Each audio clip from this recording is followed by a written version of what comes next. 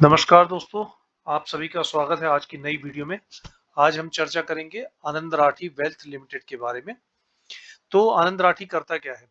आनंद Rathi wealth limited की यदि बात करें तो ये जो कंपनी है ये जैसे कि आप सभी को मालूम है कि आजकल के म्यूचुअल फंड इंडस्ट्री में इन्फ्लो सबसे ज़्यादा है। लोग थोड़ा-सा अवेयर हो रहे हैं डे बाय डे इन्वेस्टमेंट के लिए ताकि एक पैसिव इनकम जनरेट की जा सके। और इसी में जो आप आम जनता जैसे हम आप सभी लोग जो है म्यूचुअल फंड लेते हैं या फिर डायरेक्ट इक्विटी में इन्वेस्ट करते हैं। ऐसे ही जो एचएनआईज वगैरह हैं वो जो किसी फर्म के थ्रू इन्वेस्ट करते हैं जो कि एक्सपर्ट गाइडेंस के अंदर में काम करती है, तो ये आनंद राठी उस फर्म के रूप में काम करती है जो कि ये बताती है उनको कि आपको इन्वेस्ट कैसे करना है। और इनका जो क्लाइंट बेस होता है वो क्लाइंट बेस का एचएनआई या ज्यादा जिनके पास 20-40 करोड़ के आसपास के या 5 करोड़ के आसपास के जिनको इन्वेस्ट करना हो वो इन फर्म से राय लेते हैं। तो इसमें बहुत सी कंपनियां आती हैं, 360 है, आनंद राठी है और बाकी और भी कंपनी है, नोवामा वगैरह भी है।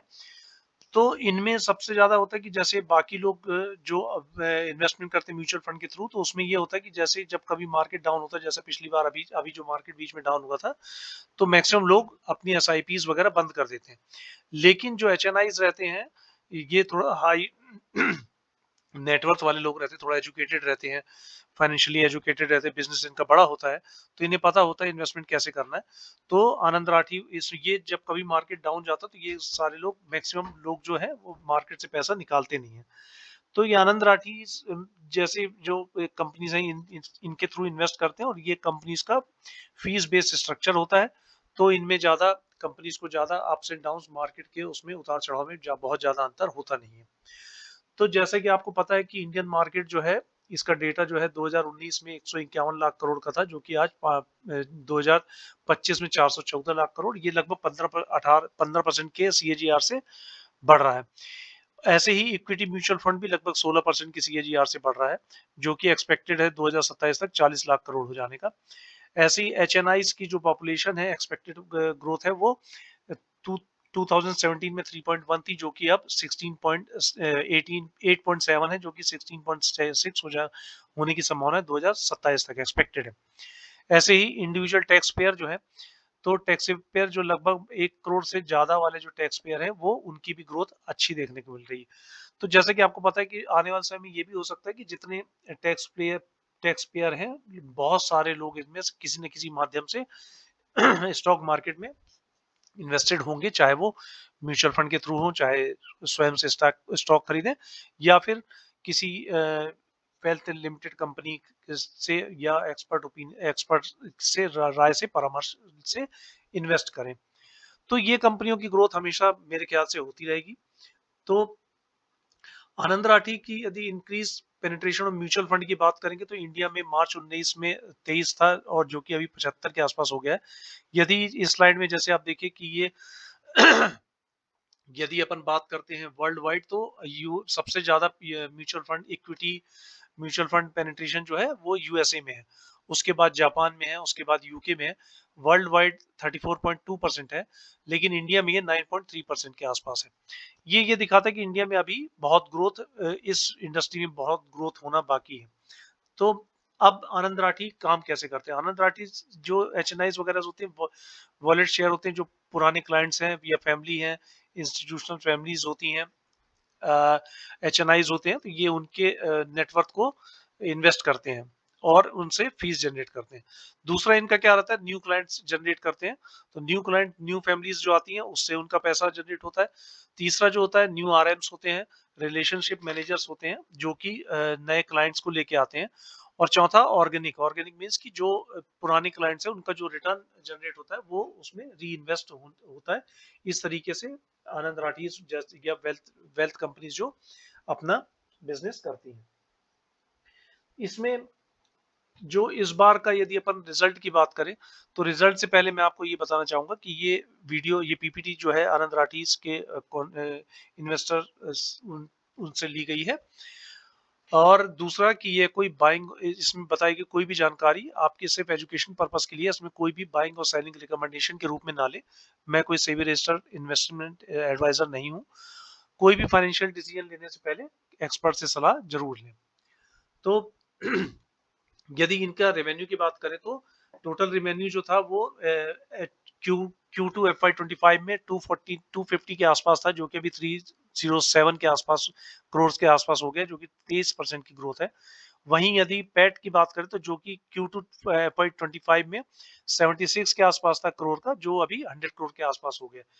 AUM कंपनी का 75,084 करोड़ का था, जो लास्ट क्वार्टर में था, जो कि अभी 9100 करोड़ के आसपास हो गया, लगभग 1 लाख करोड़ के ऊपर जाने का है, के आसपास जाने का, जो कि 22% की ग्रोथ है। ऐसे ही H1 25 से H1 26 में भी इनकी अच्छी ग्रोथ देखने को मिल रही है। इनका जो एयू है, एयू में जैसे मैंने बताया कि 22%, total revenue 23% year on year growth हुआ है, और पैट में 31% का ईयर ऑन ईयर ग्रोथ हुआ है। यदि टोटल इंडस्ट्री की बात करें, जो इस इक्विटी मार्केट में जो भी इंडस्ट्रीज है, उनका FY20 में 94,000 इंडस्ट्री में था, तो आनंद राठी का 153 था। ये इंडस्ट्री मार्केट शेयर का ओनली 0.16% मार्केट शेयर कैप्चर करते थे, लेकिन ये FY26 में जाके लगभग 2.33% शेयर इन्हें कैप्चर किया है। तो बहुत ही अच्छा ग्रोथ है इनका। और यदि जो लास्ट कॉन कॉल में लास्ट ईयर कॉन कॉल में गाइडेंस दिया था, कंपनी ने गाइडेंस दिया था AUM को 1 लाख करोड़ करने का, और रेवेन्यू को 1175, और प्रॉफिट पैट को 375 के आसपास। तो रेवेन्यू इनका तो 50% इन्हें अचीव कर लिया है, और पैट 52%। AUM 1 लाख के आसपास इनका गाइडेंस था फुल ईयर का, जो कि अभी तक इन्हें 91,568 का अचीव कर लिया है। की ऑपरेशनल हाईलाइट यदि देखेंगे तो AUM वही सितंबर 24 में जो कि 73 के आसपास था, अभी 90 के आसपास है। और क्लाइंट RM जो है वो भी 29 से 33 बढ़े हैं। AUM पर RM 196 से 231 हो गए हैं, और एक्टिव क्लाइंट 10,977 से 12,781। तो इनके क्लाइंट बेस बड़ा होता है, बड़ा पैसा इन्वेस्ट होता है। इसमें यदि देखेंगे तो अपन 97 RM जो थे वो पहले लेस देन 40 करोड़ इन्वेस्ट कराते थे, और सितंबर 24 की मैं बात कर रहा हूँ। 76 RM जो थे 40 से 100 करोड़ इन्वेस्ट कराते थे, और 67 100 टू 170 और 170 करोड़ से अबव के जो RM थे वो 134 थे। लेकिन यही आप 25 में आएंगे तो आपके जो मोर देन 170 करोड़ के जो RM हैं वो 82% हो गए हैं। यानी कि ऐसा पैसा जो 170 करोड़ से ज्यादा का है, वो इन्वेस्टमेंट वो इनके पास ज्यादा है। तो जैसे जैसे जो HNIs होते हैं वो अपना रिटर्न्स देखते हैं, जब रिटर्न्स इनका बेहतर रिटर्न्स होता है, तो एक बार जो इनके क्लाइंट बन जाता है, तो मैक्सिमम चांस है इनका आनंद राठी का क्लाइंट ही रहता है। क्लाइंट एट्रिशन नंबर जो है आनंद राठी के, जैसे कि कौन कॉल में बताया, इनका क्लाइंट एट्रिशन नंबर बहुत ही कम है, 0.09 है Q2 26 में। क्लाइंट एट्रिशन मतलब कि जो क्लाइंट जो पहले थे वो छोड़ के, कितने क्लाइंट छोड़ के गए हैं, कितने परसेंट क्लाइंट छोड़ गए हैं, तो ये 0.09 है, जो कि बहुत ही कम है। हालांकि इन्होंने बताया कि इनके, शायद मैं जितना याद कर रहा हूँ, हाँ सामने है रिग्रेट, 2 RM इनके छोड़ के गए थे। तो इनका ये कहना था कि सवाल पूछने पर इन्होंने बताया कि कुछ मतलब जियोग्राफिकल प्रॉब्लम या कुछ प्रॉब्लम होगी, लेकिन इनका ये भी कहना था जो उन RMs के साथ जो क्लाइंट्स थे, उनने बहुत से क्लाइंट्स को इनने सक्सेसफुल रिटेन कर दिया, 82% के आसपास AUM को, उनके क्लाइंट को रिटेन किया है। तो ये जानकारी थी मेरी आनंद राठी के बारे में। ये कोई भी बाइंग एंड सेलिंग रिकमेंडेशन नहीं है। कोई भी फाइनेंशियल डिसीजन लेने से पहले अपने सेबी रजिस्टर्ड इन्वेस्टमेंट एडवाइजर से जरूर राय लें, या अपना ड्यू डिलिजेंस का उपयोग करें। धन्यवाद। पसंद आने पर लाइक करें, शेयर करें, सब्सक्राइब करिए, और दोस्तों को सेंड करिए, शेयर करिए। धन्यवाद।